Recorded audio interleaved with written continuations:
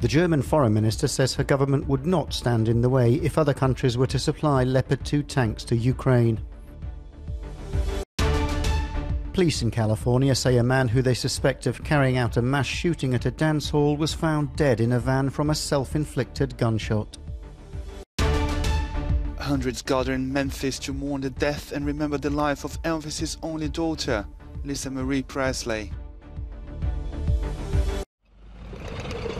Germany's foreign minister says it wouldn't stand in the way if Poland were to give Leopard 2 tanks to Ukraine without its authorization. Annalena Baerbock made the comment in an interview with French TV station LCI, in what appeared to be a first clear signal over the contentious issue. Warsaw has been waiting for the green light from Berlin to provide its armoured vehicles to Kyiv, and Poland's Prime Minister is clear on where he stands. In a tweet, he said, "If we don't get German agreement on the Leopards, we'll build a smaller coalition of countries ready to donate some of their modern tanks." In his nightly address, Ukrainian President Volodymyr Zelensky said that the main focus of the war is the issue of defence. He explained that this week will be the time of appropriate decisions and that solutions had already been prepared, which he says will be fair. Zelensky also referred to the visit by former British Prime Minister Boris Johnson on Sunday, saying that the trip was symbolic as it took place on Ukraine's Unity Day. Mr. Johnson was recently awarded an Honorary Citizen of Kyiv medal at the World Economic Forum in Davos.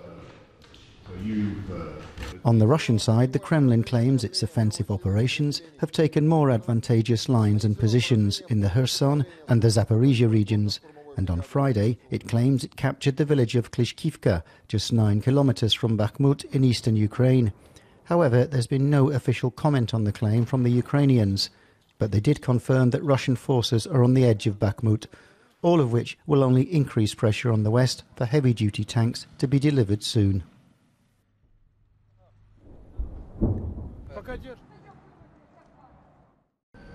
This is the moment a SWAT team smashed a window of a white van in Torrance, around 45 kilometers away from a mass shooting in Monterey Park in California.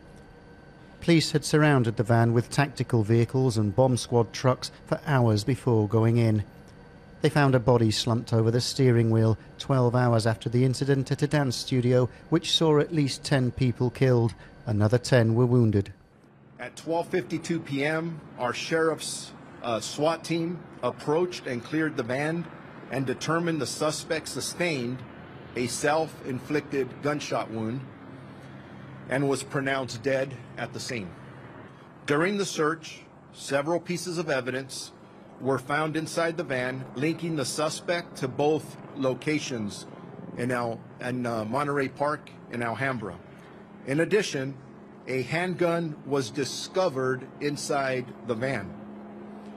The man's identity was confirmed as Hu Can Tran, a 72-year-old Asian male. Police had been looking for a white van as part of their investigation into the Saturday evening shooting.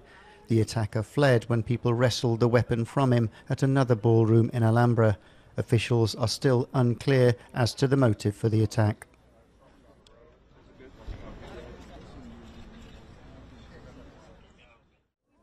Thousands of people held a demonstration in Brussels in support of a Belgian former humanitarian worker who's been detained in Iran since February 2022.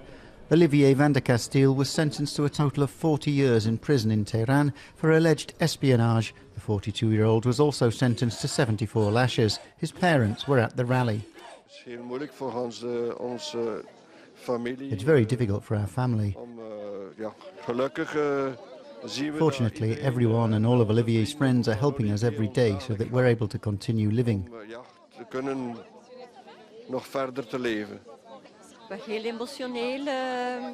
Well, it's very emotional, it's very difficult for him, for us too, of course. His circumstances and his health are not good.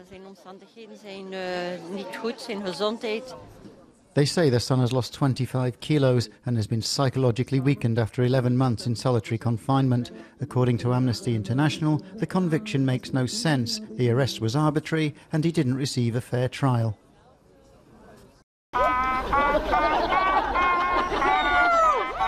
This is a call for peace and a demand for all nuclear weapons to be destroyed. That's what the International Physicians for Prevention of Nuclear War were calling for as they demonstrated in front of Hamburg City Hall on Sunday. The Nobel Peace Prize-winning organization began in the 80s by U.S. and Soviet doctors against the nuclear arms race. The protesters are concerned the war in Ukraine increases the risk of such weapons being used. Especially for the biggest nuclear weapon countries, Russia and the US, which is also involved indirectly in the war, they have to declare that they will not use nuclear weapons in this war. No first use of nuclear weapons. This protest is marking the 2-year anniversary of a UN treaty banning the use of nuclear weapons. It's believed that Russia would most likely deploy weapons that are tactical or so-called small.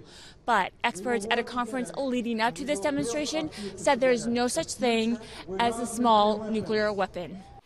It has a range of up to 40 kilometers. It's not just weapons that worry the campaigners. They also talked about the threats of nuclear energy and the potential damage from possible accidents from power plants around the world. International experts are pushing for a protection zone around Ukraine's largest plant at Zaporizhia. To enforce some sort of zones around them so that they're not in any danger of being hit by missiles, bombs or shelling. So that would minimize the risk, but again, it won't remove the risk entirely because meltdowns can still happen from loss of power, human error.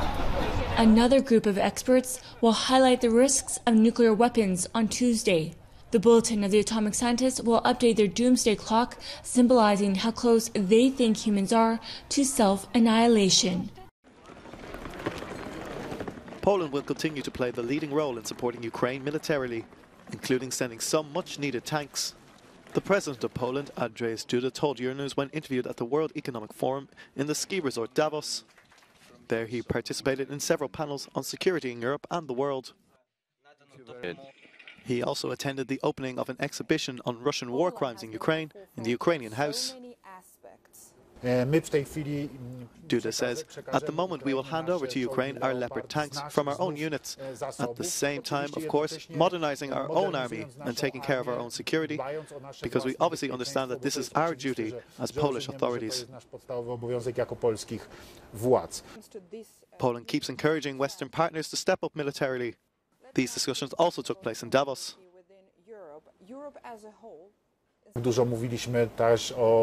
We've spoken a lot about the Polish initiative of sending Leopard tanks to Ukraine. So that, as part of allied aid from various countries, we could together get these Leopard tanks and create at least an armoured brigade for Ukraine. Hence also a very important British declaration regarding Challenger 2 tanks. You can see the interview with President Duda on Euronews and Euronews.com, starting from tonight.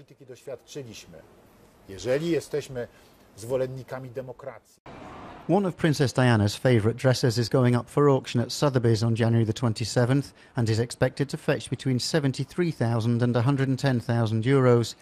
The purple velvet dress was designed by Victor Edelstein and was famously worn by Diana in her 1997 Vanity Fair photo shoot.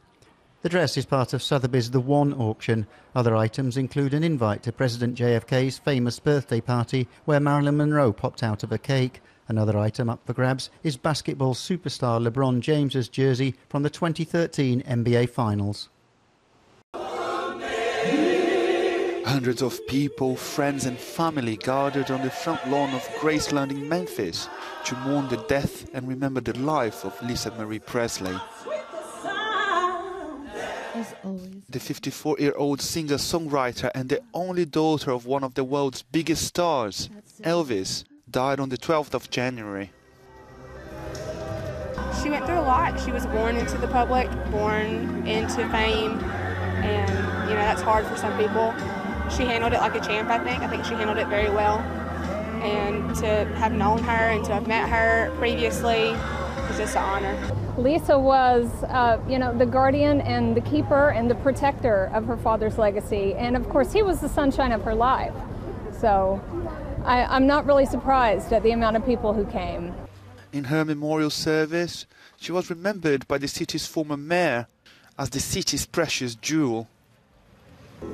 She was buried in a private ceremony last week in the family plot at Graceland, next to her son.